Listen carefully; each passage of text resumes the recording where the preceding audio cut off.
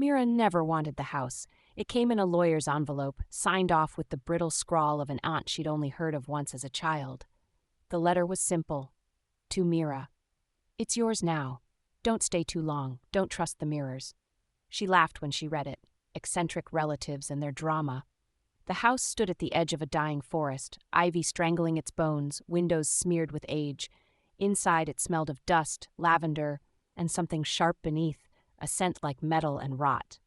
Every room had at least one mirror, some small and ornate, some tall and freestanding, but none of them had been cleaned in decades. The hallway mirror was different, tall, towering, framed in dark, warped wood etched with symbols Mira didn't recognize. It made her skin crawl, but curiosity made her wipe it clean. That's when it began. At first it was little things.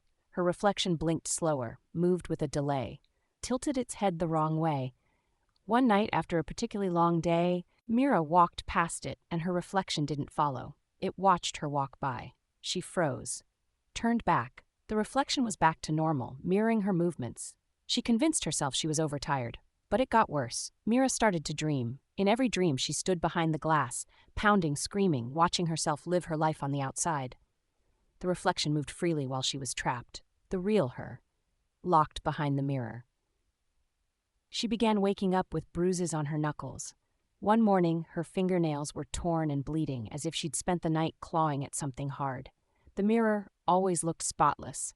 She tried covering it with a sheet. In the morning, the sheet was folded on the floor, and something had written "Hello Mira" in the condensation on the glass. She smashed it. It shattered like any other mirror. But the next day, it was back, whole, waiting. She started filming it with her phone.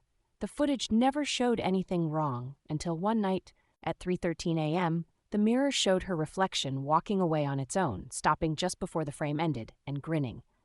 That same night, she saw movement inside the mirror, a flash of her reflection standing still while she moved. It turned its head to follow her. She ran. She brought a priest. The priest stood at the doorway, paled, and refused to enter. "There's something behind the glass," he said, "and it's watching you too closely." One morning, Mira didn't wake up in her bed. She opened her eyes to darkness, cold. Her fists hurt. She reached up and her hand touched glass. On the other side, her reflection was in her bed, smiling, stretching, free. Mira screamed, but there was no sound. The reflection leaned close to the mirror and whispered something. Mira couldn't hear the words, but she could read the lips. "You were never real." Now she watches every day as the thing that looks like her wears her skin, lives her life, waves at her as she passes. No one else can see her. But sometimes, if you stand too long in front of a mirror and the reflection doesn't quite follow, you might feel her watching. And if the mirror ever smiles first, run.